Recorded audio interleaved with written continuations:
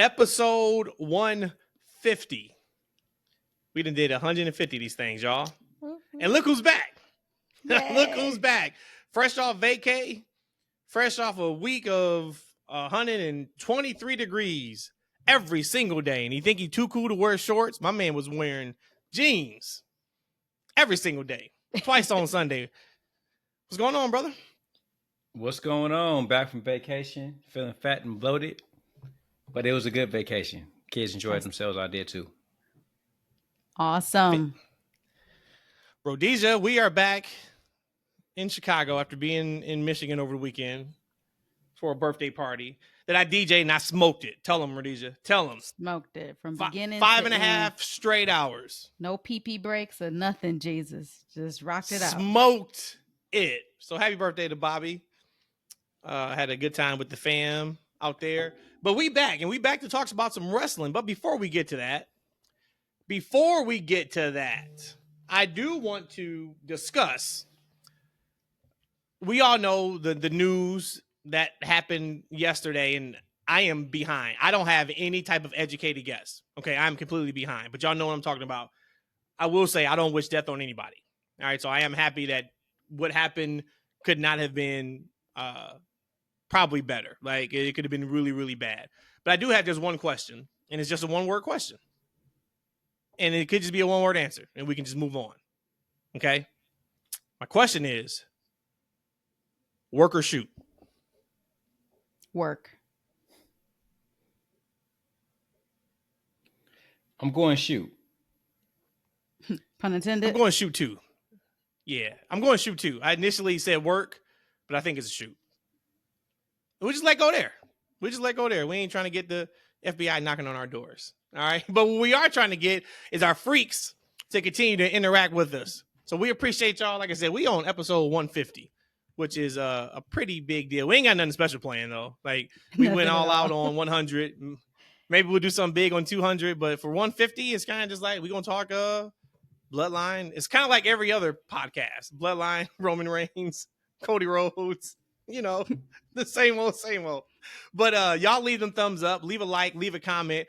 If you are watching on Twitter right now, I tried to see if you guys could comment on the video. I know we've been trying to get that done, and it looks like you can. So if you are watching, guess what? The chat is working live, which is incredible. So now we ain't got to worry about going onto Twitter while doing the show. You guys can send us a message, and it is right there. All right, so that is where we are. What else do I want to say? Do I want to go over our... Yes. Real quick, I'm not seeing it at all. I'm not even seeing the broadcast right now. You guys, boy, oh boy. We're there. We are there. Sure? So we're not going to waste time on... You guys cannot pull it up. Yes. We're good. It's two different feeds for some reason. I'm not sure why. But no, we're good. Yeah, we are in the house. All right, so... I don't have much today, but what I do have, I really want to get your guys' thoughts about it. I want to start with SmackDown. E, I know you got a couple things you want to bring up from, you just did your whole catch up, I guess, in the last 24 hours of wrestling for the last week. So we'll get to that. But I want to talk about the end of SmackDown. I want to talk about new Bloodline. I said on the podcast after the last PLE, which was Money in the Bank, that I was a little... not disappointed, but I was a little surprised that they didn't have Jacob Fatu really kind of show what he could do. There were spurts, but I'm like, damn, they're holding him for something. I don't know if they were holding him for what we saw on SmackDown, but that is the Jacob Fatu I was talking about on the live post show of Money in the Bank. That guy, what we saw, that was him. And boy, did he cause destruction. Bloodline out here looking like Death Row from the 90s. Down to the black turtlenecks and the gold chains. I was like, look at Solo out here. He cracks me up, though, when he's doing this whole acknowledge me thing. Like, he sounds just like an absolute ripoff. So bad. But I think that's part of what it's supposed to be, too. My question to you guys, and of course, you can break down that ending. It looks like officially we got Cody Rhodes and Solo at SummerSlam. We knew that already. But they are really pushing hard on the Roman Reigns return. Are we getting Roman before SummerSlam? If you guys were booking, would you bring him back before SummerSlam? And I think there's some rumors that may be happening. Or do you hold off and you wait and you do the typical after the match music hits and we get him at the end of SummerSlam? You know how I feel about wanting to be surprised in wrestling, and how in the past WWE hasn't been able to do that for me. There was a few moments recently, but I almost feel like I don't want Roman to come before SummerSlam. He's been gone for so long already. We can't waste that on just a random SmackDown. So then it's like, okay, so he comes back at SummerSlam and everyone's going to probably be predicting it, and there's no surprise at that point. Can it be after SummerSlam? I don't know. I don't. Your question was, do I want him back before SummerSlam? I'll say no. I would want him either at SummerSlam or after. For me, it's whatever the biggest moment will be. Like, right? Like if SummerSlam is it, cool. If it's on the SmackDown, it's on the Raw, whenever it may be, I want it to be the biggest moments possible. Now, I don't know what that is right now because based on like the storyline, I'm not predicting. I'm not even trying to. I'm just sitting back trying to enjoy what I'm seeing right now. Like, and that's the way I particularly enjoy to watch my wrestling. I want to sit back and just want to be. I just want y'all to take me on the journey. So that's where I'm at with it right now.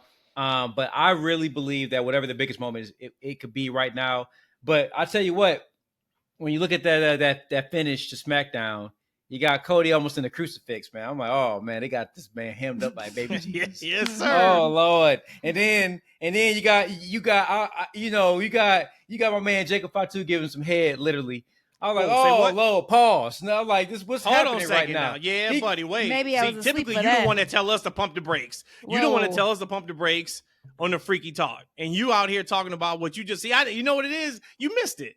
I know what it was. Like, you miss having these freaky talks on the podcast. Yeah. You wasn't on the last one, so you're trying to make up for it. I appreciate it, brother. Proceed. Keep it going.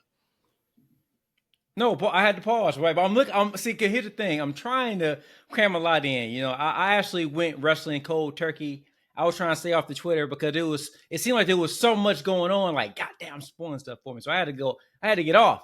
So when the beatdown was occurring, when it was transpiring, you understand, I was like, I look down for a second at the phone, and I look up and I see, Jacob with the head all in the crotch. I'm like, okay, what's happening right now, right? I'm like, oh, he giving some head bunts to the gut. I ain't never seen the man in a crucifix position and other man, banging his head into his midsection.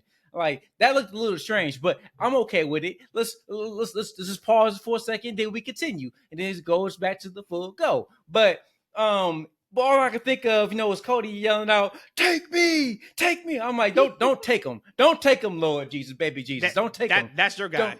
Don't take him, baby Jesus. Leave him right there for us to see. But then I thought, like, somebody help me, right? Somebody help, right? Who gonna come out to help? Kevin injured. Randy was down, right? He was down, and Cody in the crucifix.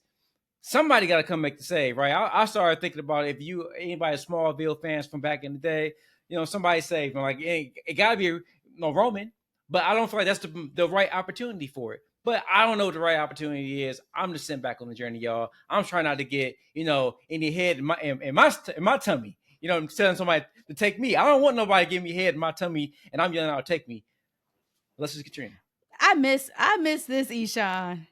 I was about to say, hey, I was about to say, God bless. He lost me at somebody getting head 2 minutes ago. I have no idea what he's talking about. He turned into a pastor. I know it's Sunday. I don't know if he's just super duper ant. Yeah, like I don't really know what's going on, but if this is what you need to do, man, God bless. I love it. God bless. I don't even remember my damn question now. It was something about Roman Reigns, but Eden took us to church. Do we want him back before SummerSlam? He went on a whole different diatribe.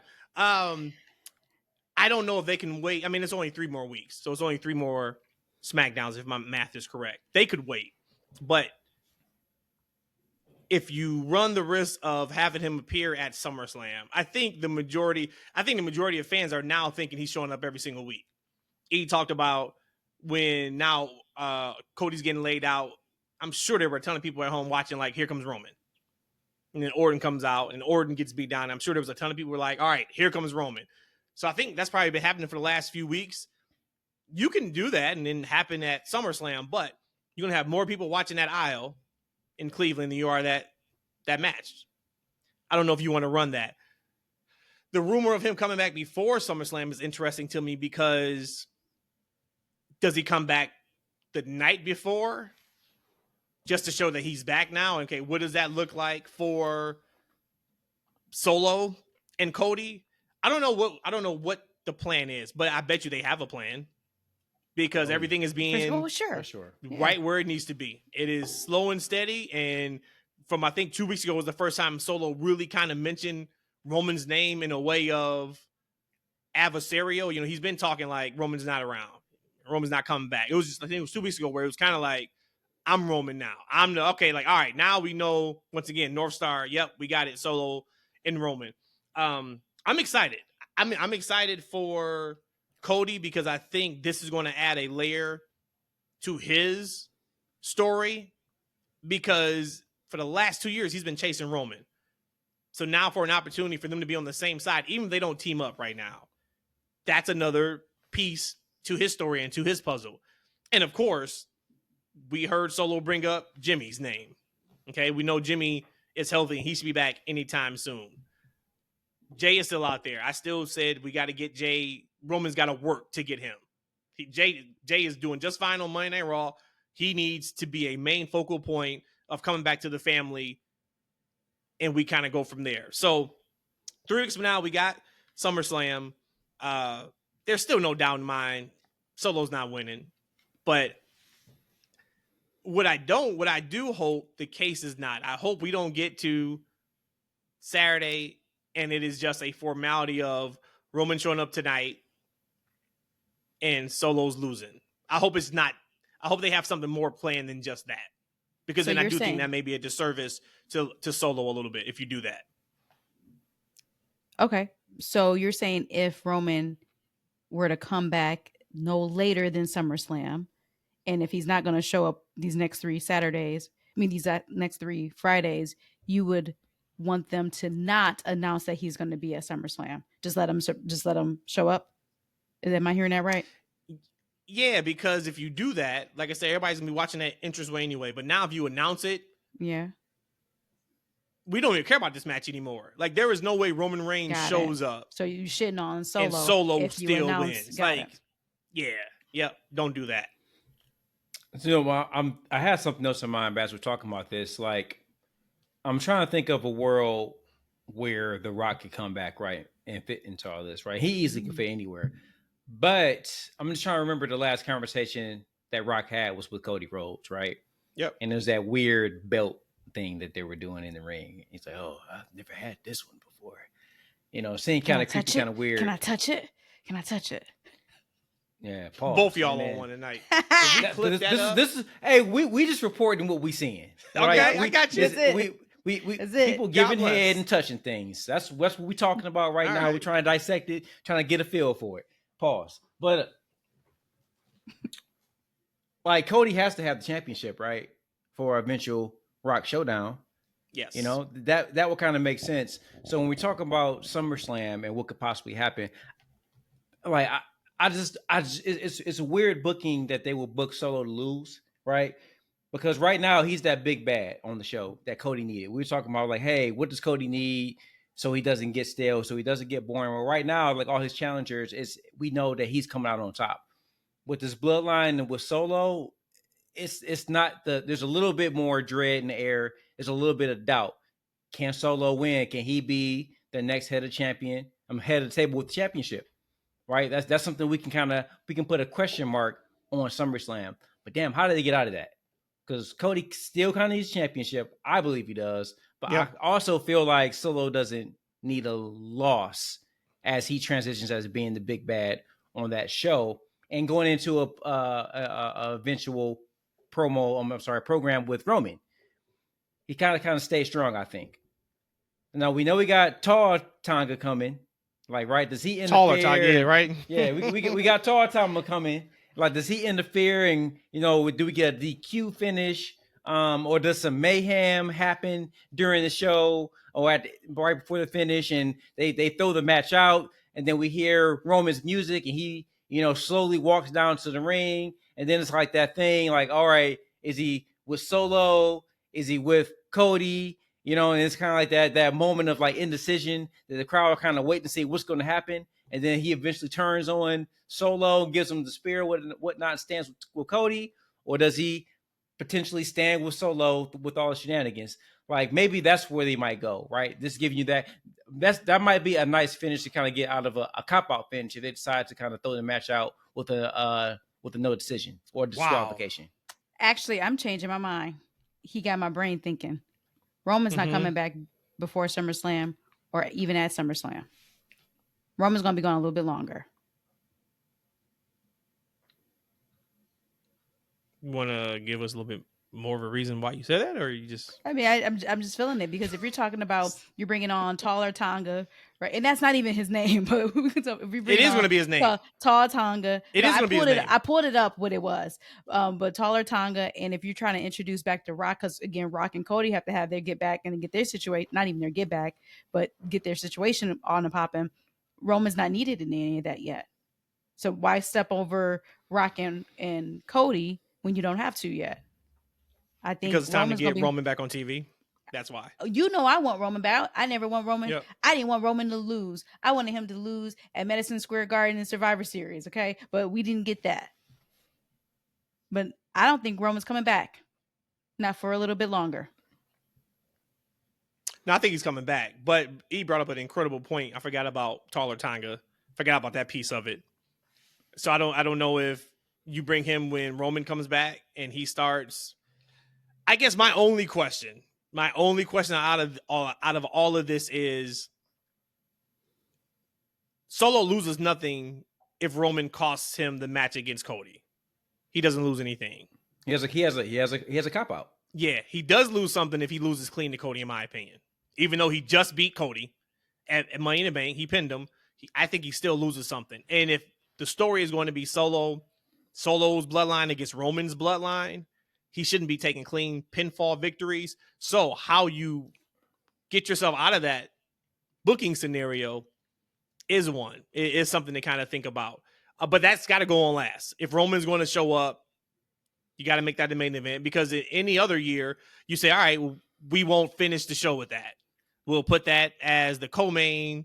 We'll do our shenanigan finish, and we'll finish with Drew and CM Punk, even though that match may just be a dog walking by Drew, so maybe you don't want to finish with that one either, but you have the opportunity. That feud is big enough to where if that went on last, I don't think many people would be upset about it. But the good thing is, as always, they got us talking. They got us talking about the finish to SummerSlam when we got 3 weeks away. That's why you guys mentioned, was SummerSlam going to be a big enough show? Man, I feel like it can be. I feel like we're going to get a potential Roman return, or because we're not going to get both. I think we get a potential Roman return or maybe a Rock appearance, and we're going to have that big shenanigan finish. I think it'll be so much to be talked about after that show. I think it'd be so noteworthy that it'll definitely be a great show. I still think SummerSlam has some more building to do, which they have still time to do that for it to be your number 2 show of the year. But it's possible. I just don't feel it quite yet. And it's Longa Tonga that was trademarked by WWE. Oh, hell no. That's even worse. He He out here doing pauses. You up here talking about Longa Tonga? Come on, man. What are we doing right now? God bless, man. Longa Tonga. I'm not calling him that.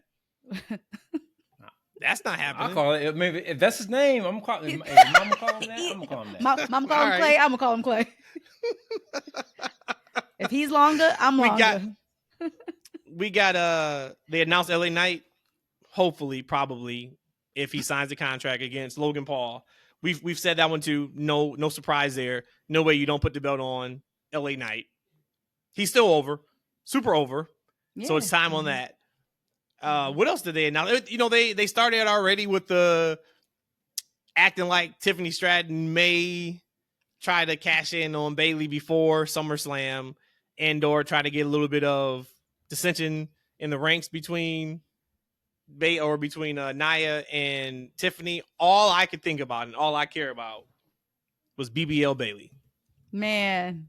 When I heard her say that, when I heard Nia call her BBL Bayley, of course I laughed. And then I went directly to what I've been saying a lot of on this pod about just, damn, how far are we?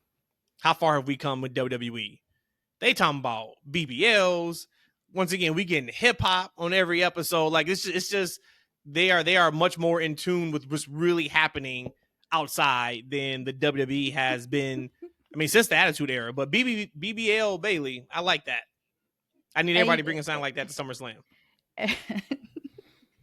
As soon as she said that, I immediately go to Bayley's face just to see how she reacted. She did her best at no selling it, but I mean, I don't know. She did. Then she looked a little sad too. Yeah, like why you call me out on that? She kind of smiled for like, yeah, she looked a little sad. It's like, but that thing always been natural. I don't know why she'd be sad about it. I'd have said something back. I'd have been like, no, this is all natural, baby, or something. And but because she's a face, she can't say that. She can't say that as a face. But remember, what was old girl? I got more ass than you. I got more titties than you. What was her name? What was her name? Oh my God. Okay, she was a Miami cheerleader. Lydia. Nydia. Nope. Oh, what is her name? Oh God. First ever Divas, if I'm not mistaken, I think she was the first ever Divas winner of the competition. Dang. Nope. Starts with the L. That's why I kept saying Lydia, but nope. Layla. Layla said that? Yes, I got more ass than her. I got more booty than her. She sure did. She know what she said was she got more body. I got more ass. I was like, okay. And that's when I voted for her. I don't even know if we had to that may have been a 900 number. I was going to town. Like, she got more body. Man, she got more ass. There's no way in hell we can't get her in here. And it worked too. She won. Shout out to her. I know she's got to change her life over. But yeah, it's all good. So yeah, they're starting to put a little bit of fire on that. Nia is still doing Nia things. I think, and she's just been fantastic on this run. Mm-hmm. That match she had with Mia Yim, and Mia Yim has gotten her confidence. She's good now. Yep. It was tough sledding for Mia for a long time, and I think it was more so of confidence than anything else. She, like I said, she looks fantastic. You could tell she's really leaning up. But that match was really good, really strong match. I like the whole thing with Nia and Tiffany. I thought the promo segment was what it needed to be. I liked it all. So they're doing a good job with it. Yep, I agree. Yeah, I like seeing Mia. Yeah, I like seeing Mia up there. I'm really proud that they actually put her in this spot. Right, this is probably the biggest spot she's probably had in her career thus far. Kind of in the main event, women's slot. Very exciting times for her.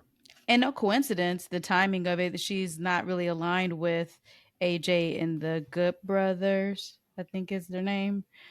So we haven't seen them together. Well, she is on NXT, The OC. She is on NXT though. Yeah, I've seen. Old school, I've seen the. So it's not the Good Brothers anymore. I don't know if they call themselves the Good Brothers now. No, I don't know, but they're the Good Brothers in NXT, and they're still together there. Yep. So, but on the main roster, nope. She's kind of distanced herself from them, and that's what she needed to kind of get that look. When AJ went out injured, it kind of just made it just so stagnant. The OC was just so stagnant, and then we saw what happened when he came back. And now that she's kind of just on her own, and she's, I say, getting shape. She's never been not in shape, but now that she's gotten this new body look, it's just like you said. It's just that confidence, you can't sports, and I'm gonna call it sports. Sports is 90% mental. If your mind is in the game, you more than halfway gonna kill it. So she's doing really well. So I have to backtrack. Before I was really critical on her because I was not feeling her at all, but she has been stepping up and showing out. Poor Mia. Mia wasn't never the problem. It's the Good Brothers, man. The Bad Brothers. The Bad Brothers. Them boys, man. Look, I don't know what it was about them, but I was like, oh, these dudes are really gonna be something in this company. I thought that on their first run. They're like, okay, they back on their second run. Before the second run, we saw them in AEW. They ain't really do shit. They came back here. They ain't really doing shit. They in NXT. They ain't really doing shit. I'm like, dang, what a disappointment of a team. I think their role now is probably where they Oh yeah, and even when they first got the WWE, well, they were over with the hardcores like us. Right. I don't know if you're an average normal fan care too much for them, but they're where they need to be now. They can add a wealth of knowledge to the young cats down in NXT. So sliding them down there and working with the young kids and teaching them tag team psychology while you're in the ring with them, and things of that nature. 2 thumbs up. I don't need them in any type of serious program or storyline on main roster WWE anytime soon. I'm good. I've had my fill, and I like them, but it's just there's other teams that can take their spot now. I don't like them. I'll make sure you next time I talk to Katrina, I'm gonna tell her that, seeing that her and Big Boy they have love a thing her. going. You know what? And that's when he fucked up. That wasn't just for me as a fan. But that heel turn ruined his career. See what happened when you flirt Luke with somebody's wife right in front of him? So you wouldn't give her a hall pass for him? On him. You wouldn't give her a hall pass? That ugly dude? Hell no, man. I'm like, that's why I get to a film. I'm like, man, hey, Luke, I know you taller than me, man. But at the time, I was much prettier than you, man. So bring it back to me, man. You ain't got that. The hell? What was that?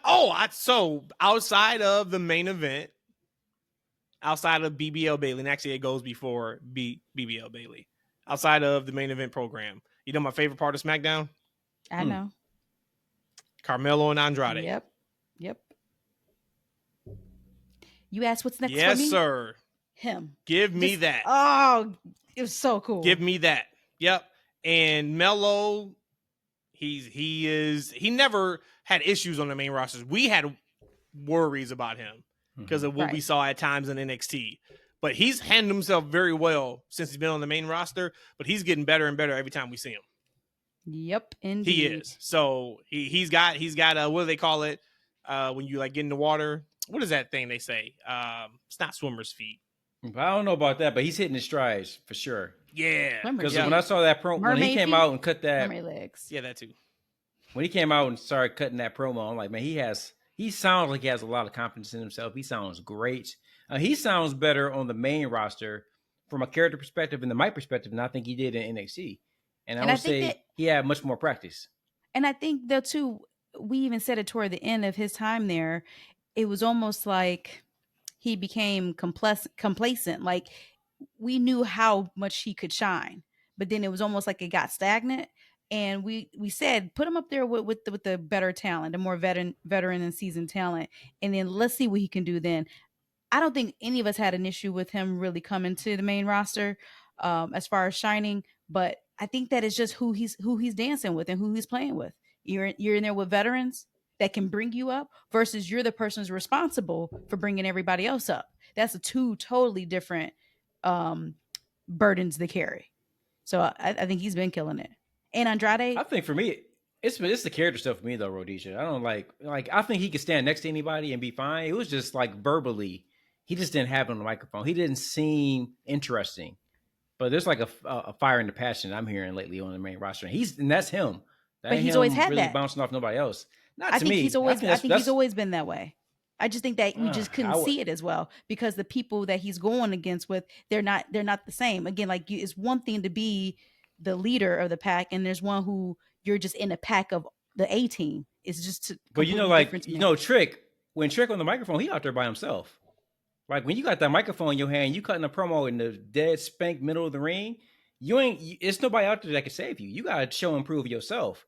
And he wasn't doing that in NXT, not to a high degree. He needed Trick next to him to kind of bounce off of to kind of do that. Now he can now he can stand there like he carried that segment with Andrade. Like Andrade didn't do like he helped Andrade in that segment. Andrade, like, right? For sure, but Andrade to me always had aura. So even though Trick has aura too, Trick is still young.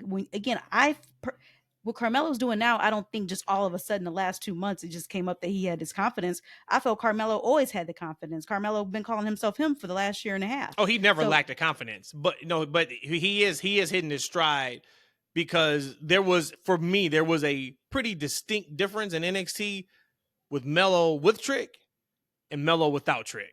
Right. On screen.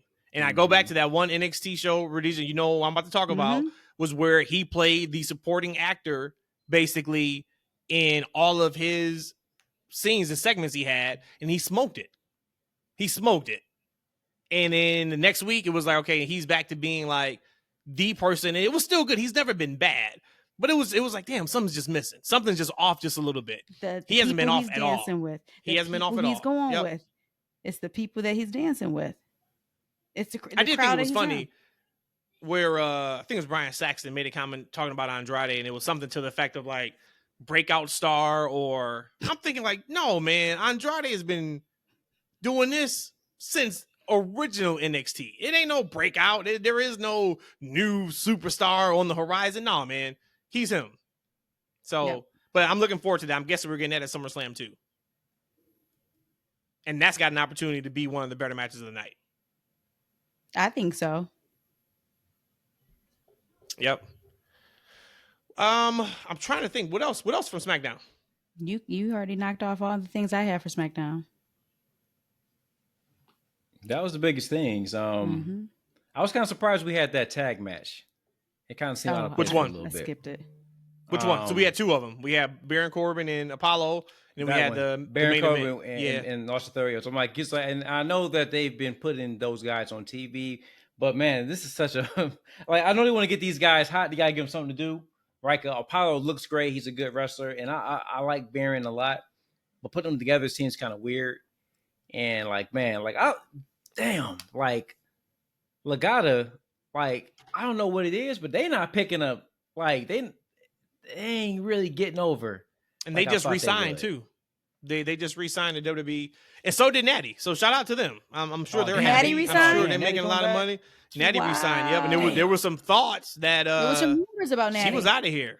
Yeah, buddy, it was. So congrats to them if that's what they're happy for. I'm always happy for talent to go wherever they want to go. Yeah. But yeah. So both of them re-signed. So maybe they'll pick up some steam now. But yeah, it's just.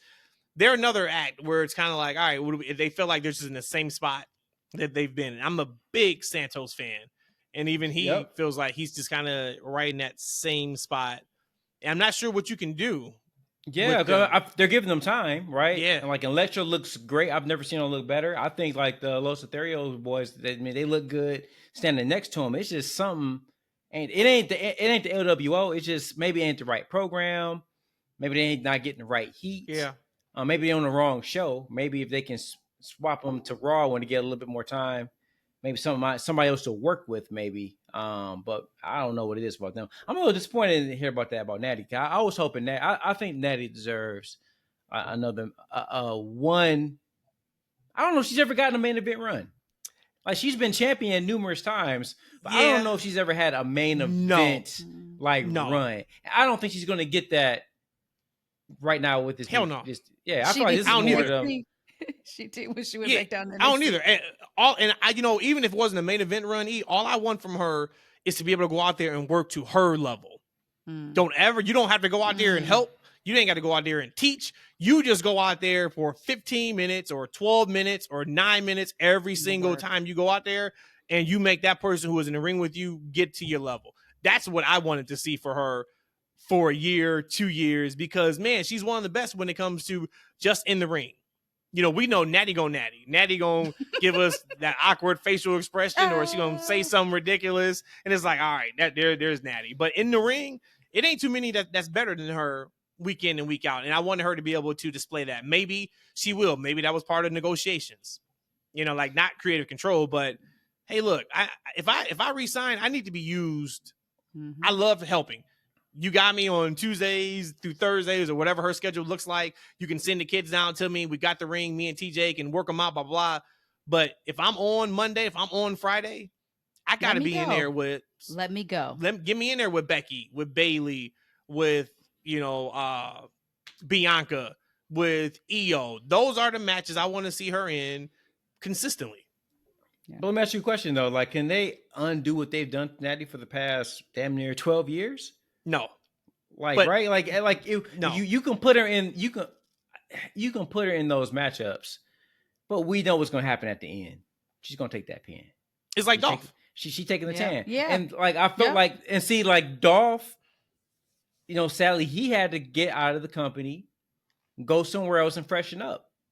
Like, right. And if he eventually comes back, I feel like some of the stain to be washed away a little bit, right? He had been doing this thing in other promotions, other companies, winning championships, and kind of get that swag back that they kind of beat out of him. I feel like Natty the same thing. But at the end of the day, Natty might have looked at that AEW roster and how things have been going. She might have said, you know what?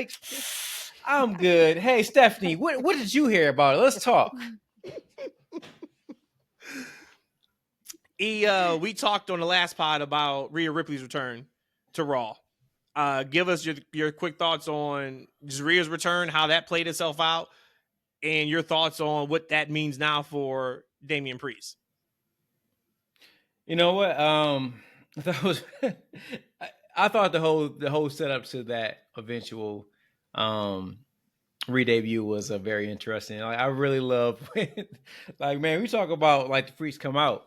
They really got them freaks coming out on Raw, man, because you got right before all that happened, you got Liv in the back stretching Dominic out, Hell yeah. and he's like, oh, that feel good, right? He remind me of Triple H and Steph and Trish back in the day, man, right? And then you got the I thought it was both. No, it was Remember, it was Triple H. Both, he had her, and then Stephanie walked in. I do remember that. I remember that. Yeah. Man, stuff's just shenanigans, right? And then you got Judgment Day, you got JD looking down, wagging his finger, like, right?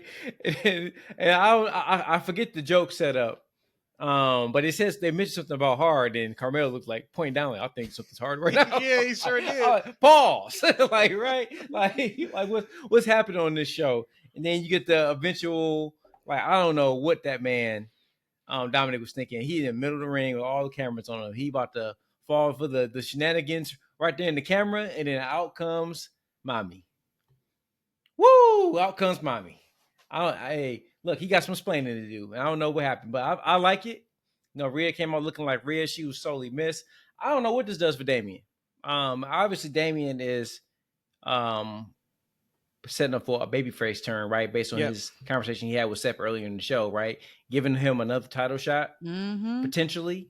Like, right. But we all know, I hope, God damn it, that he ain't got to fulfill that promise, because he ain't going to have the championship after SummerSlam. That's what we talked about. So he ain't going to have it. So I don't know where that goes. I mean, if we get into a face Damian, right, then he gets kicked out of kicks out of the Judgment Day, and Rhea leaves because maybe Liv takes over.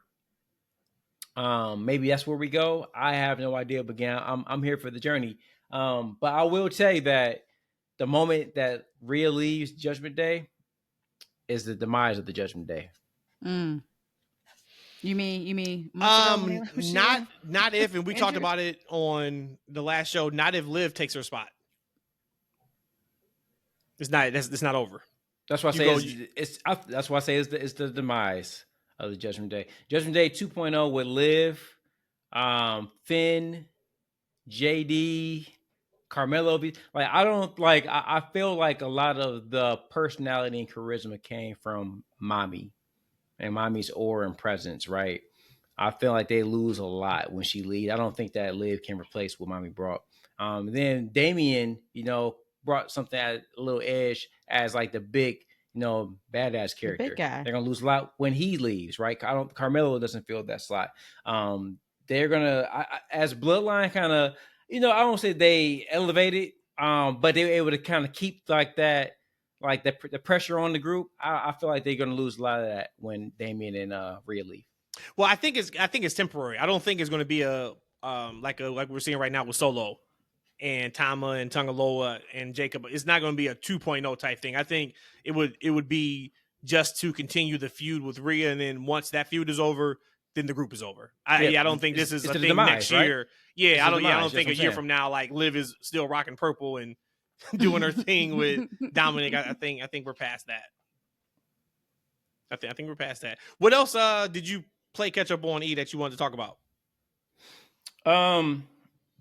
Watching NXT. I started thinking about like my favorite shows, right? Because I kind of watched a lot of wrestling in a short time period, so I try to do it in order. I watched Raw. Did you watch E-Wave?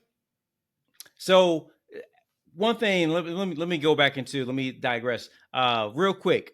There's a lot of scuttlebutt on Heat Wave with the ladies match with the US, I mean the Northern American Championship with Soul and Lani. Mm-hmm. What'd you guys think of that match? I thought it was great. Loved it. It was great. And I put your boy Dave on blast on the last show because he tried to shit on it. But then, of course, the internet put the receipts up. And, he just thought that Ospreay and Ricochet was incredible, where they took spots from that match. It's like, be consistent, man. But no, I thought the match was great. Yeah, because Brian Alvarez was like torching the match too, saying it was too choreographed. I'm like it didn't seem any more choreographed than other matches that I've seen. I thought it was a really good showing for both girls. But of course, they probably rehearsed it. But of course, I'd rather that than see a clunky, bad matchup. I thought it was very entertaining. It showed off their high flying. I thought it was a really good move. Match. I thought the pay-per-view was really good, and I led up into the Heat Wave. I thought it was very interesting to have, Ethan Page as the new champion within a matter of weeks. How does this man go from obscurity in AEW, going to ROH just so he can get some TV time, right? Getting almost no play in that company for years to being potentially the champion going to CW, to be like the guy for that brand. Like how does that happen? How does I'm not saying that AEW is missing Ethan Page, but definitely he could have brought more to TV than he did. But how does he go from being obscure in that company to be the champion in the next? Quickest NXT champion history from the time they debuted. I think it was 40 days or something like that. Yeah, quickest in history. Wow. Yep, because I think KO had the record before that. I just was amazed by that. Now, I was a little surprised they gave him championship that quickly. But, hey, I'm here for it. I mean, he's a good talker. He's a good heel. I mean, maybe Trick and others can chase him now for the championship. He can serve that role, but it'd be very interesting. And you know what I love, too, about the E was that it was fluky. Like, if he would have came and say if he would have won clean, I would have looked at it a little like, But seeing it works right for his character. Like, he definitely... You don't even remember fell into that finish. win. Yeah, you don't even remember the finish. But then you come out talking Cash Money on Tuesday night about just how great you are. Like, it's heel 101. It's no perfect. doubt. No doubt. But as I'm watching the show, man, like, them 100 people that's in that crowd, 50, I don't know how many people were there. They keep that show hot. But they were hot from the moment, right? We had Joe Hendry, and here I'm not familiar with Joe Hendry. I don't know what all the hoopla is about this man. It hasn't gotten me yet. I do like the song though, but he's rocking, right? And then you had the Rascals come out, right, reuniting. It seems like with Wesley, which is huge. Like in a lot of ways to see that Zach, former Nash Carter, back in the company after being released a couple years ago. I thought that was really good, but as I'm watching the show, I'm really thinking like, damn. And people are starting to compare NXT to AEW now again, right? Which is like S9, it's their third brand. It's primarily a developmental show.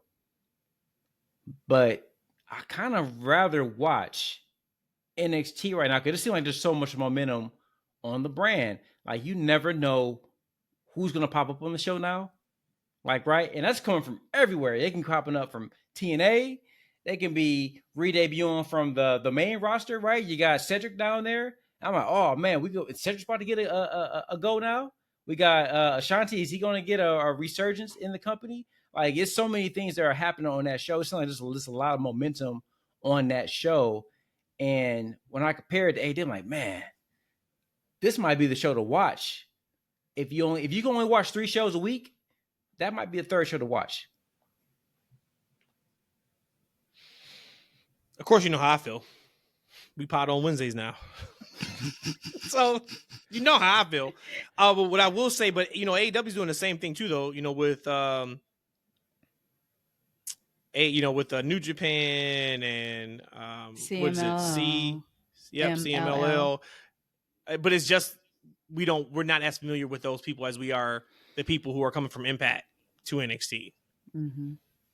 That's, that's what it is. You talk about Joe Hendry. First time I saw him was last year. We went to Impact, and he was over like Rover. Big And I just time. remember watching him and just laughing because it doesn't matter if you can go in the ring or not. When I saw his video Agreed. wall and heard that song, and people are clapping and they waving their hands side to side when the part of the song come on, I was like, okay, he's got something. And I'm like, I I can't would wait have to see him never in thought- WWE. But I felt that way. That never crossed my mind. I never was like, oh man, somebody's got to get this guy out of Impact and he needs to be on, national AEW or WWE TV. None of that. But we see like how big he is. And I don't think it's fugazi at all. I think that people truly love his gimmick. They love him. He's got the whole thing where he looks at the camera and they zoom in. Like he's got a package. He has a package that is working for him. In his YouTube videos, whenever he is involved in anything NXT, go through the roof. So he's that guy. I guess I believe and you believe in Joe Hendry. Yeah. He is that guy. And it's crazy that, AEW a couple years ago had the same partnership with TNA or Impact at the time. Yeah. And it seemed like this is working out a lot better for NXT than it did with AEW. And AEW at the time was pretty hot. They were very hot. I mean, they were pretty hot at the time. So, I don't know if it was the booking or the talent that they were using. I will say, right, because there's a little scuttlebutt online about it. Kenny Omega was the champion there, right? But he did, take the belt off a Rich Swann. And this is no disrespect to Rich Swann, right? But I think there's a lot more press on like Joe Hendry, Jordan Grace, and maybe to a degree with the Rouse, because I feel like just the talent of the people they had at the time might be in a better position than they were when Impact and AEW were doing it. I could agree with that. Maybe just because from my perspective, I know about TNA now. Whereas when I guess Kenny was there, I wasn't watching TNA. So I guess just visibility, just a different company, a different crop of wrestlers to pick from.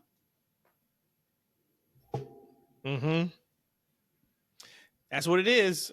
Just looking really quick on Twitter, and tonight at a house show, Damian Priest helps Jey Uso. So that face turn is coming pretty soon.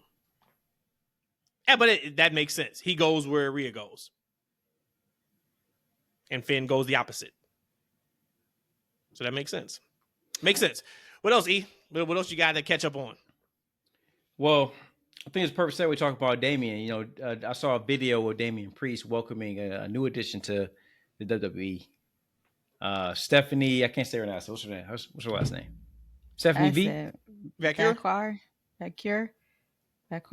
Stephanie V. You guys see that video? Yes. I have not. Amazing video of them welcoming her. It's just like a little quick video. She was kind of walking backstage, going to one of the events, and Damian approached her, and they spoke in Spanish. I would assume welcoming her in and handshake, and he walked away, and she kind of gave him like a little stare down a little bit, like it made us what they told her to do, whatever. I don't know, but it looked like all right. It looked like Damian might have a new tag team partner if Rhea's unavailable. But I just thought that was big news with her signing, because I felt like, man, she has to be AEW bound, right? Like she just had a big match with Mercedes, and then here it is a month later, a quick signing and a quick introduction to the company WWE. She's working live events already, right? She's probably going to perfect timing too, because they were in Mexico City now. Yeah, so that was perfect timing. Yeah. Because I would have been against that. I would have been completely against that if that is how she debuts in WWE, is at a house show. But if you don't mention it on TV, and she's going to NXT, and once again, the NXT fan base is really typically dialed into what's going on, that doesn't hurt her at all. Like, say if she was going to the main roster, I would be like, what the fuck is this? Why are you debuting her on a house show when you should debut her on TV with the video packages and all that? So no harm, no foul with that. What you guys' thoughts on the signing? We touched on that a little bit on Wednesday, but just about Stephanie real quick. I saw like on the internet the slow-mo walk of hers, and when you say aura, she looks like she's somebody who just you don't want to F with. So I didn't see the part that you said she looking at Damian Priest, but like I looking at her, I'm like, she's an MF beast. She probably would fight any and everybody. Probably has fought any and everybody. But what we talked about on Wednesday, I thought, could there have been some type of contract tampering? Because again, like you said, you go in against Mercedes, and 2 weeks later, you show up now being signed to WWE, and then CMLL and New Japan coming out saying that this was an abrupt, like all of a sudden, effective immediately, she's no longer a part of the company. It just seemed like a lot went down very, very quick. And then you see some people on the internet saying, you see some people on the internet, was mad and said that she did bad business. Again, y'all kiss my ass. The same people who are saying that are only people who aren't fans of WWE NXT. Sure. Because that's what that is. Because that was happening and you were a fan of that promotion, you would be like, well, what's the problem with that? These companies fire you whenever they want to, so why wouldn't you leave if you can leave? If she was in a bulletproof contract, that she wouldn't have left. No. That is completely. I don't have a problem with that at all. I don't have a problem with anybody going to make their money. If you can make your money, my whole thing was, is there an issue where you can get, sued because of a breach of a contract? But if that wasn't the case, then you go right ahead, go make your money, and you better set up your life to make the best decision that you think in that moment is best for you and your family. Go do it. And she has, or I can't. 1,000%, man. I get really upset when people do that to like these wrestlers and sports figures, etc. They're not people too. Like, right? If we people get new jobs all the time. Mm-hmm. Like, right? Like, she had obligation. She didn't do business the right way. How do you know what business is, brother? You ain't even part of the business. How do you know what business is? When someone told you what do the business? Look, the business, if the companies want to fire her, are they going to be loyal to her? Like, these companies ain't loyal to anybody other than dollar signs. Like, right? Like, let her go make her money. If she had, if she was locked down, right, and she was obligated to make these appearances and appear on these shows, then she would. But she's not, right? She got a new contract, probably paying her pretty well. It's her dream to always go. Why are you going to deny anybody any minute of their money and them fulfilling their dream? Like, you wouldn't want that for yourself. You mean tell me if you got a new job that's going to pay you more money and it's your dream job, you going to stop? You not going to do that because you want to show loyalty to your old job? Like, for what? Guess what? That old job will hire you back if they want you back or not. If time comes. Like, them old CMLL and New Japan and AEW, they will do business with her again when it's time to do business with her again. If old nasty Vince McMahon can bring back, Ultimate Warrior and all those other people, who left the company and disgruntled and sued them, like, these companies will bring her back to just because she didn't finish her dates that she wasn't legally obligated to do. Like, I don't see the big deal. I feel like people be kind of talking outside their ass too much. It gotta be like what Matt said, because of you hating because she left your product that you watch and you like and gone somewhere else that you're not aligned with. So, because otherwise, what does it even matter? At the end of the day, no, it doesn't. Because now I get it. Now, me personally, would I have done that? Probably not. I would have said, "Hey, look, I'm getting ready to sign with WWE. When do you need me to work to get these belts off of me, or whatever the case may be?" Right? I would have given them a heads up, belt, probably, right? Or something. Unless it was something to the effect of like they were like, "Look, it's all or nothing. We need you this weekend," or we're pulling off. I don't think that was the case. Then okay, maybe so. But it's interesting because if you look at what we've been talking about for months, me personally anyway, when we have been giving Triple H all of the props in the world for what he's done with WWE's product, the one thing I kept saying was the women's division. And I think actually it's more of how he's booking the women's division. I don't think it's the talent. They have talent, but they are stockpiling talent now. They just signed a new female wrestler named Delta. I'm not familiar with her at all, but I guess she is really highly touted. She's from Australia, I believe. So they have Delta, they have Stephanie, they have Julia. Mm-hmm. Yep, when she gets held up. Mm-hmm. Think about what they have in the pipeline right now for NXT. Roxanne. I mean, we don't have to go over, but we know who they have there. And then look at who we got still coming in WWE. And then look at who's at the top of the card in WWE. Like, there's nobody that we look at right now on the main roster, women-wise, from an age perspective and say they're probably not gonna be there in a couple years. They're all young enough to be doing this for a long time if they want to. They are in a really good space with their women's division, and I don't think they're stopping anytime soon. But it's just kind of interesting that you can tell they're making a concerted effort to go after these women, and I think it's gonna be great. AEW is fantastic when it comes to matches, and that's why I wanted Ricochet to go. Hell, that's why I wanted Ospreay to go to AEW. That is their thing. If we are one to watch 5-star matches, that is where to go. And Ricochet is going to smash in AEW. But if we're talking about somebody being maximized to their full potential with the character, with storylines and such, WWE's where to go. So I'm excited to see these girls. So me, I can get much more familiar with them. I'm familiar with Julia. I'm not familiar with Stephanie much at all. I think when I saw her work Mercedes, that was the first full match I've ever seen. I've seen of her before. I don't know anything about Delta. So I'm excited to see what they bring to the table. Delta gives me some Abaddon vibes. Just, I guess, like her face paint. I just pulled her up on the internet. She gives me some Abaddon vibes. But a beast mode. She's got a great look. Yep. Abaddon. Who's that? Oh, speaking of... Who she work for? Speaking of, we get Mercedes versus Nyla Rose on Dynamite.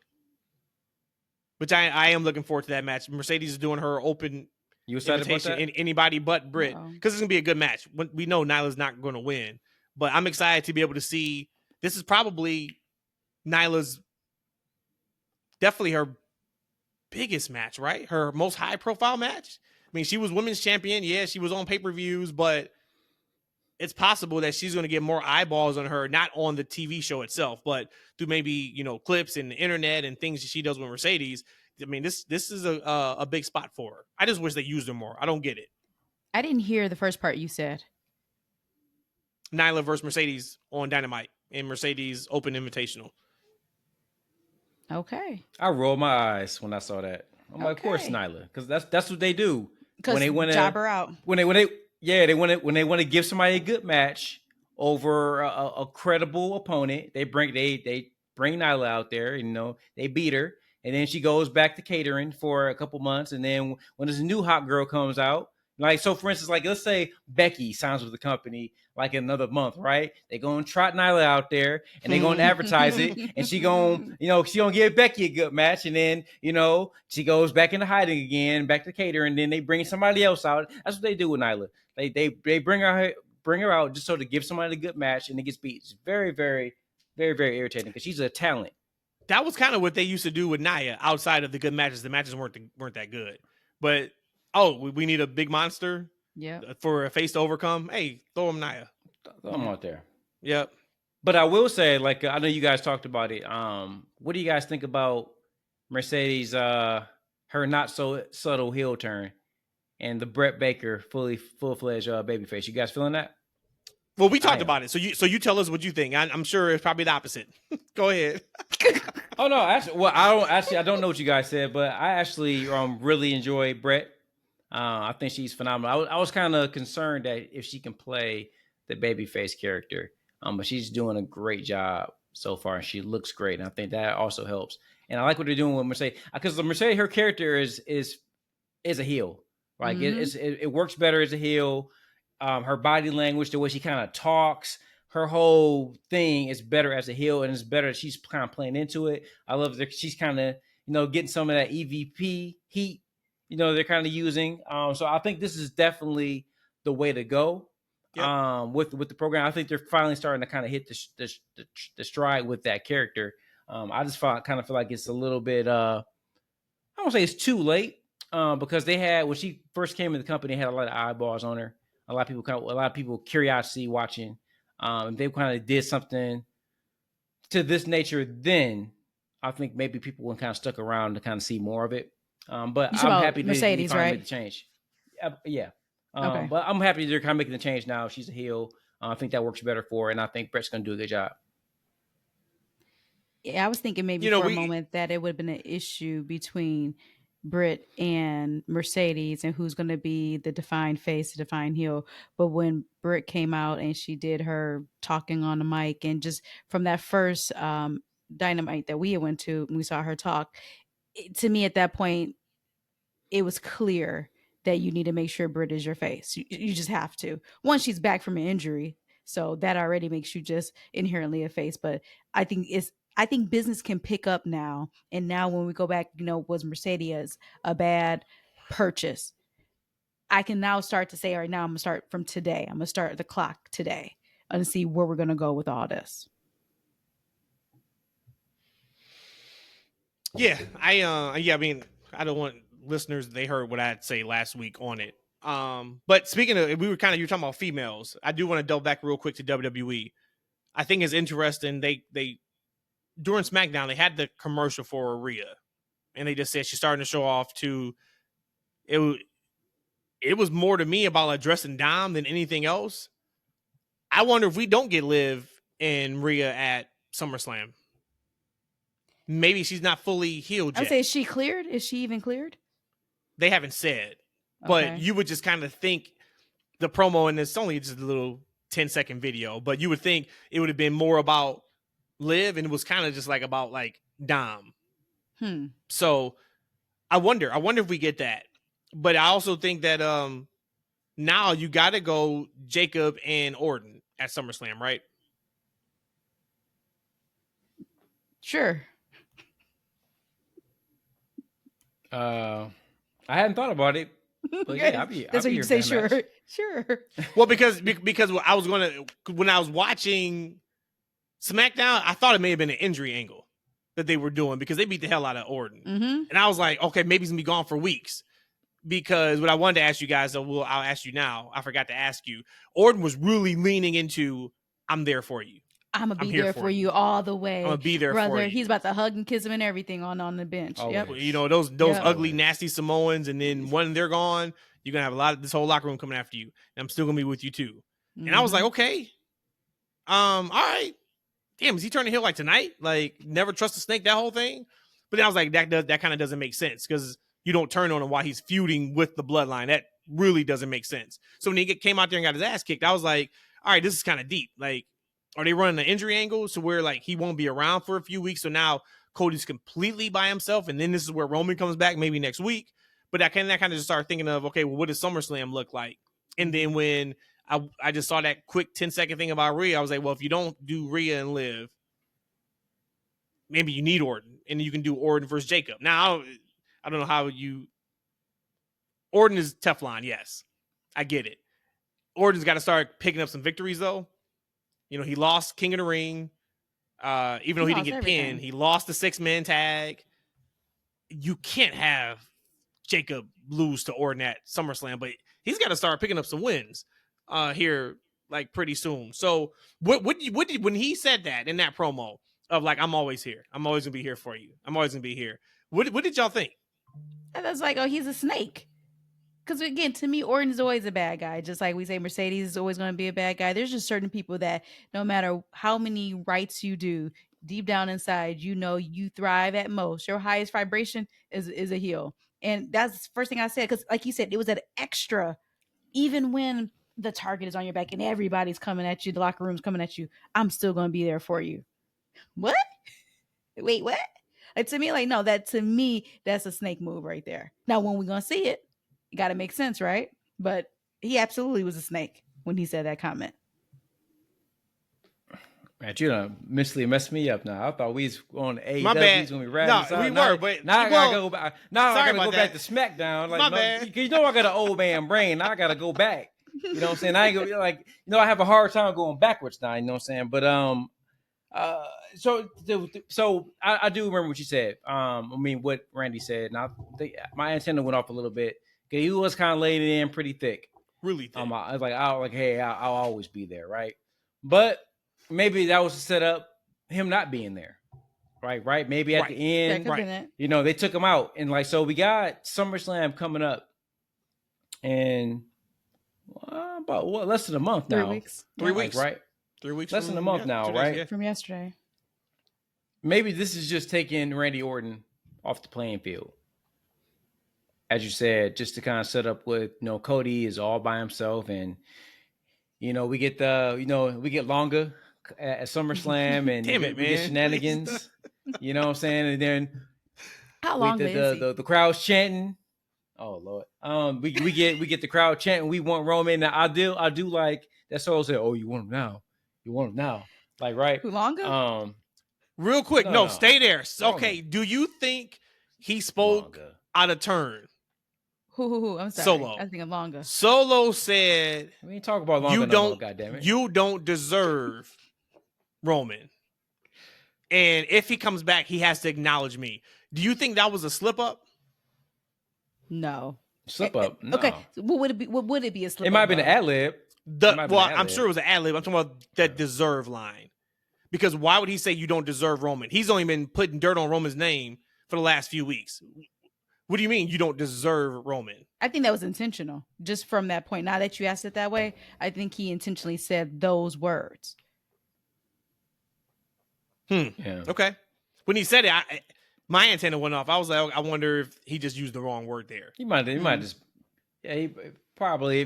It might have been an ad lib, and if it was something that he had thought about, he probably used a different word. But you're not getting Roman, and if he does come back and you do get him, he's got to acknowledge me first. That sounds completely different than saying you don't deserve Roman.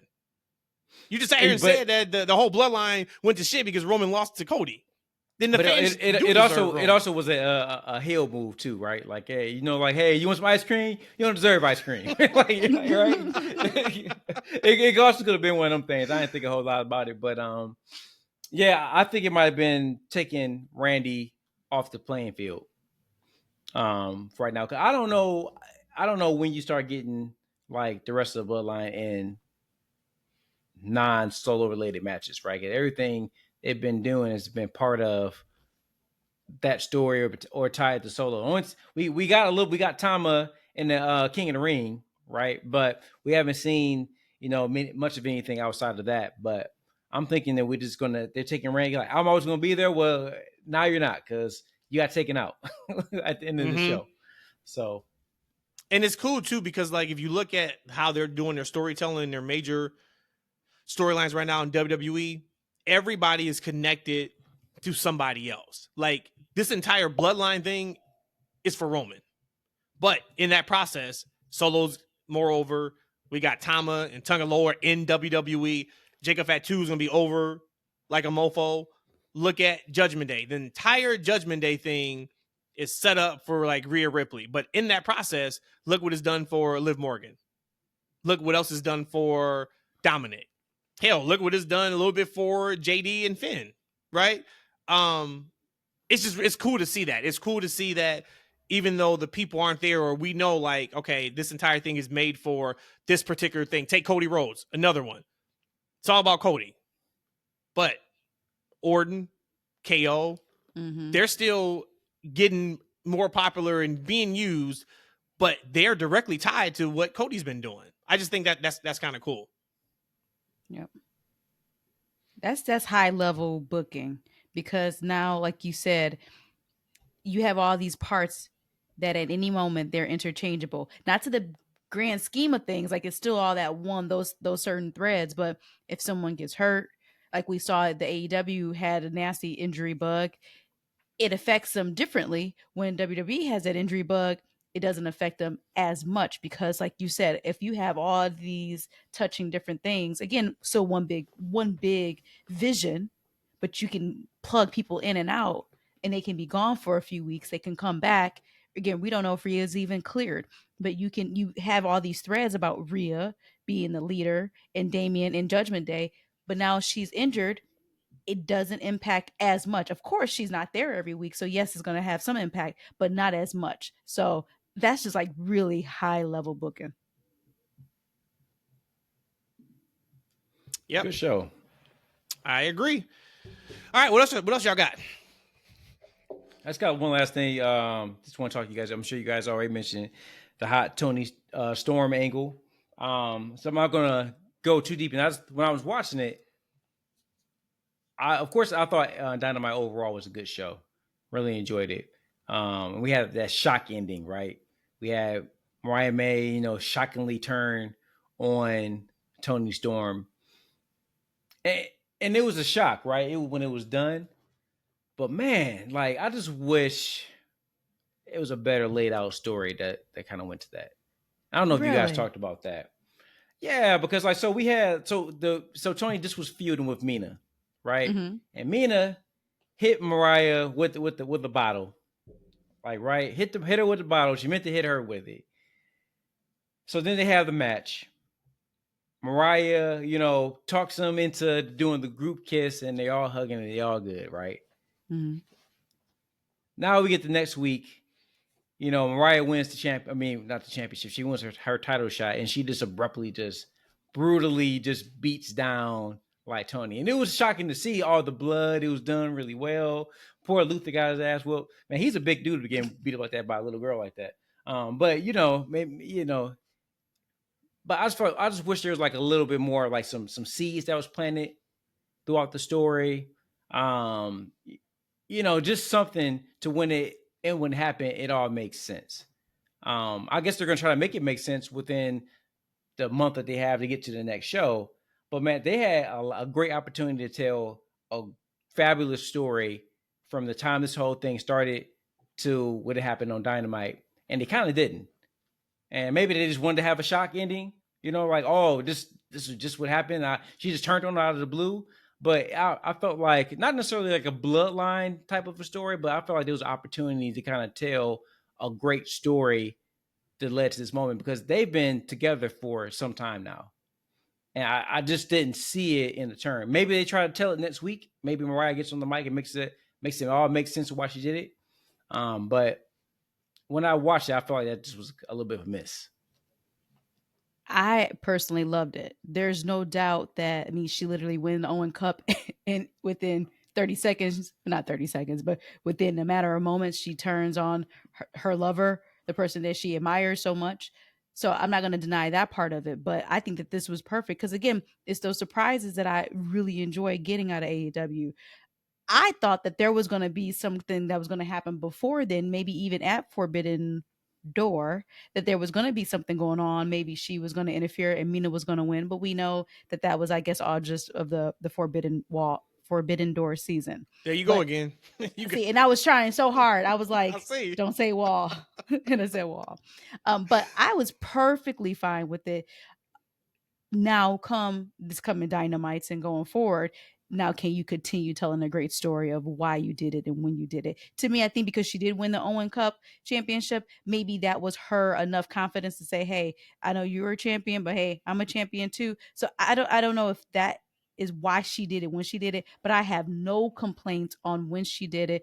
And to that shock and awe that we got in the blood was chef's kiss for me. I think you are not being fair right now. I think your take should have been after her promo on Wednesday. And the reason why I say that is because to me it's clear as day why she did it. Because Toni Storm has been playing her to the side since she got there.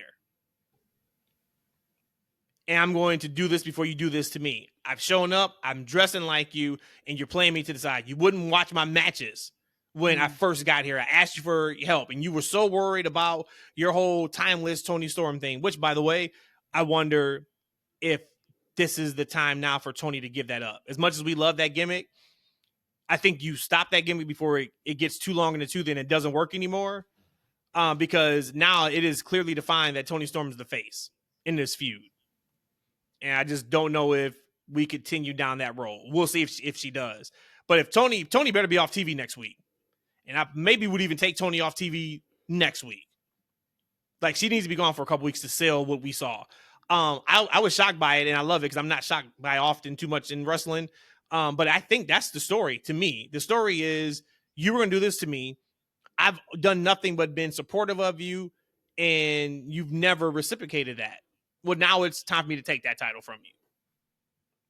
Yeah, and I like that better than if it would have been the other way. Because I think if Toni would have turned, we kind of would have saw that coming. And then, like, we would have saw that coming, and the crowd still would have been kind of split 50-50. I don't think there's going to be anybody. Now, granted, they are going to the UK, which is, I guess, both their homes, right? Well, we know it's Toni. I think it was and Mariah. No, Toni's not from. Toni's not from. I don't think she's from. I'll put up. I think she might be Australian. Oh, she is Australian. Okay, yeah. So that's kind of interesting to me. But nobody should be cheering Mariah next week or this week, 2 weeks from now, 3 weeks from now. She should be a clear defined heel now. So I've been asking for clearly defined baby faces and heels. They gave it to me there. I will say, like, so we talk about the shock, and they have to be careful because we just had this same type of thing with the MJF and Daniel Garcia with the blood and the shock and why he did it. So then we followed up with another one, right? And we talk about the story. We talk about now. Also, know why Lay said the story's been hidden. I still don't see the story. What you mentioned happened like 6 months ago. In the past months, actually, they've been very close. She's been hugging her. She's been, she supported her, and in her endeavors through this tournament, talking her up throughout the tournament. I'm like, so saying she hasn't been supportive, maybe that was the case when she first, got together, but it's definitely been different for the past several months that they've been together. So for me, it seemed like it just was done out of the shock, and then it's going to be one of those things you're trying to explain later. We'll see what happened. It might pay off. It still was very interesting. I just think that they have been together so long, and they could have told a brilliant story with this, and I just don't see it yet. That's interesting, man. I think this is one of the better stories they've told. And outside of just time. I think it's interesting because we've been talking about them for a while. You guys have been disinterested in Toni Storm. Is this rekindled the flame for her? I've been talking about Toni Storm, how great she was doing for months. I've actually been watching this for some time with this. I don't think I've ever said I was disinterested in Toni. I said Toni Storm was the I think Toni was the only work. I think she was the only one that was over there at one point. Maybe because you guys keep saying the gimmick needs to go away, which I think the gimmick needs to continue. I think it's great, but whatever. I just said it. I'm sorry, guys. I don't want to get stuck on formality. Whatever. If I misspoke, cool. But I just felt like the story. I just feel like they could have told not a bloodline story, but they could have told like a story that had more ebbs and flows till they got to this point. And I get the shock is cool, but we just got a shock last week. Like this one should have been a perfect like storm to where like something kind of been brewing and then boom, it just exploded. But it still is early. They can kind of tell a different story later on. But then I also say that I don't think anybody was shocked MJF turned on Garcia. I know what you mean. Like they were supposed to be together. I don't think anybody saw him and was like, "Oh my God, I can't believe MJF did that." We didn't see that coming. It was a matter of time. I think it was just more of like, how was MJF going to turn? Was he going to attack Ospreay, or was it? You know what I'm saying? But like that one, I think that one was more of we're course correcting to get to, and it was cool that they gave Garcia those couple weeks of highlighted matches and highlighted story. But as we can see now, story is Ospreay and MJF at All In, which it needs to be. That's their WrestleMania. And that's one of the biggest matches that they can do right now with people that are healthy. I was down for that. I didn't take that as a shock. I just took that as, all right, well, MJF is back to being a heel now. To stay with AEW and just to jump off of them real quick, or let me first say, Toni Storm is from New Zealand, very close to Australia. New Zealand, that's where she's from. And Mariah May is from London. Yep. So she's gonna get the babyface reaction, even though she's a heel. That's what, and I talked about that on the last spot. I was kind of like, that's kind of peculiar, but not sure. But have y'all seen the interview that Max Caster did and kind of why he's been in the internet this last week about new AEW signings? No, I saw of it. I didn't watch it. Like I know what he said, but I didn't watch the actual video. Do you feel like we talked about works and shoots earlier? Do you think that is a work? It's a shoot? I mean, because oh no, it's a shoot because it doesn't match his on-screen persona. I mean, hell, he's about to be in Blood and Guts for Team AEW, so it's a shoot. So then, does that make you feel any different about him? Well, if you don't, people don't know. Maybe somebody who's listening doesn't know what he said. So he was being interviewed and he was just talking about new people being signed to AEW. And he actually name dropped Shelton Benjamin and Mansoor. And he had said pretty much, I want my TV time. It's okay that you sign, but like pretty much forget you. Now I'm putting words in his mouth. Like forget you. It should be about me. And like he had said some mean things to Mansoor. Mansoor came out and he actually rapped. And the people was hating on Montserrat for rapping, but I thought he was flowing. He was eating his breakfast or lunch, whatever he was eating, and he was giving Max the business. Like, I could rap better than you, Max. But overall, I felt like that was just you have now no longer have a welcoming locker room. And if we're talking about toxicity and coming into a locker room, that is it friendly, or if it's not friendly, you're being greeted by not a pillar but almost a pillar of your company saying, hey, it's okay that you're here, but you're not going to take time for me. Like, to me, I just think that was just that's not cool, and that's not welcoming, and I didn't like that at all. That left a really bad taste for me in my mouth of Max Caster, and I already had some feelings about him, but that just really kind of made me feel like, ugh, like who is you? Like, I get everybody's trying to fight for TV time, but there's much better ways that you can go about that than that.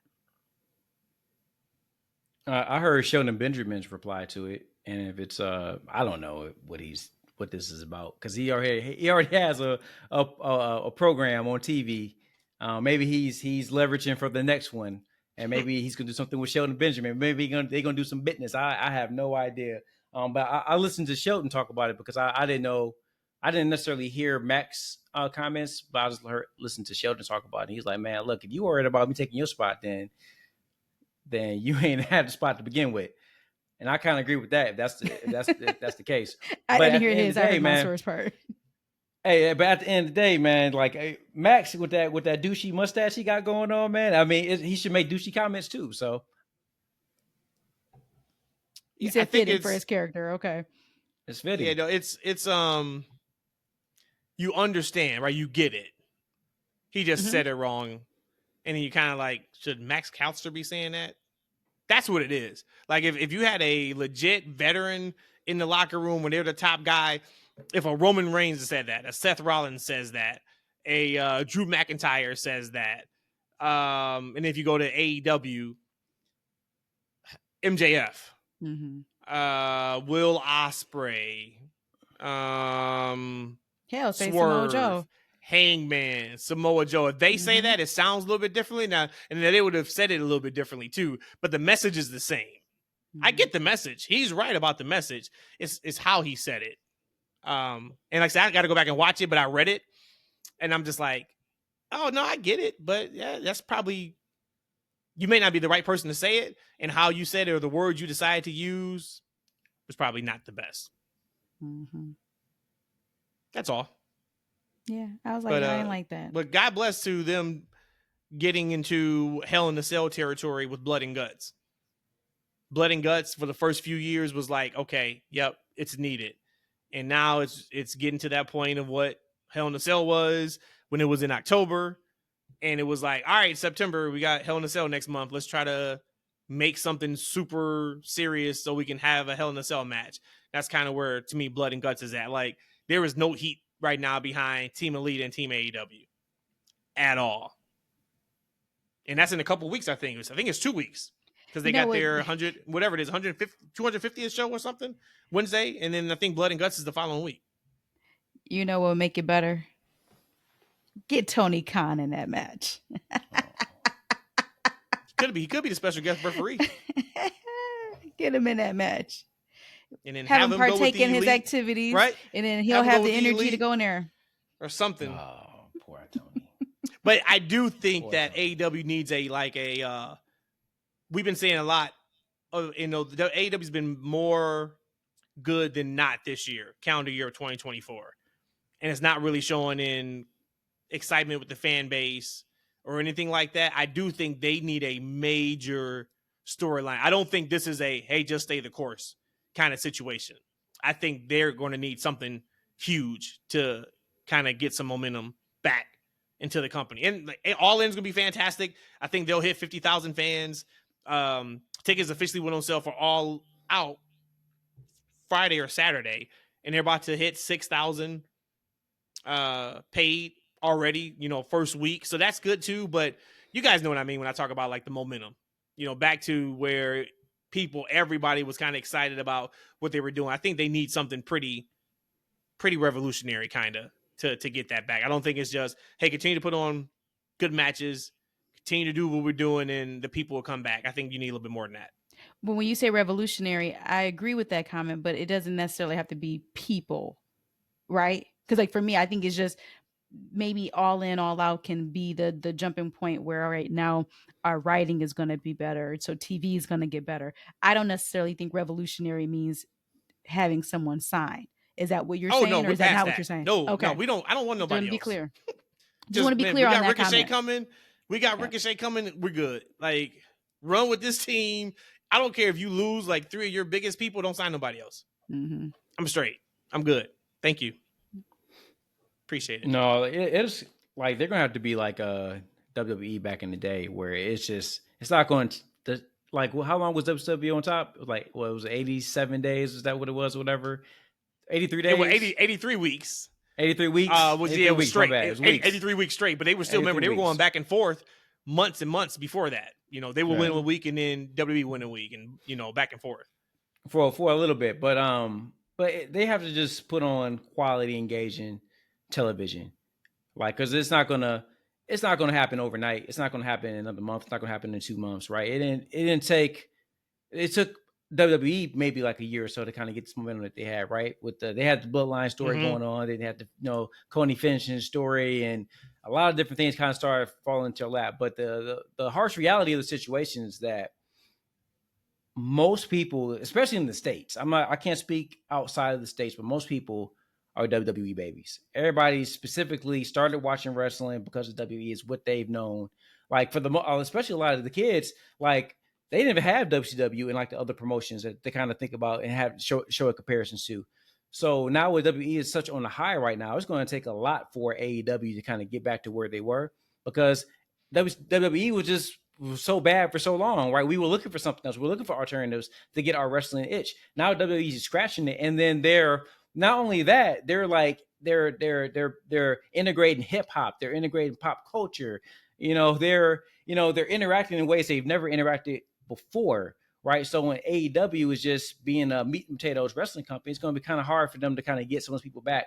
They're going to have to just do it fan by fan, right? I had to bring up Cody, but fan by fan, day by day, week by week, pay-per-view after pay-per-view. It's put on good shows, then people slowly start clicking that channel, turn back on. People slowly start getting back into those arenas.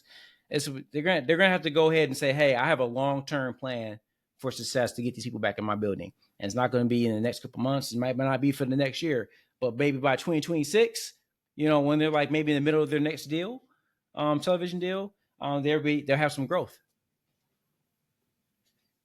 And maybe WWE falls off. Maybe they get too full, right? And they start, crapping on the fans again, not listening again, right? Then those fans get mad and they start watching again, right? So some things can fall into their lap, but they need to just worry about improving their show minute by minute, day by day. All right. Y'all finished or y'all done? We up out of here? I'm both. You finished? You done? We still got to eat. We got to do a lot. We still got to do a lot tonight. So we out of here then. The Three the Hard Way is back. Hold on. What we got to do, Matt? You know what we got to do? What happened? What we got to do after the show? You tell me. I don't know what type of time you on right now. No. What did you just say? Say we still got to eat. Oh, my God. All right, y'all. We out, man. What? We out. What?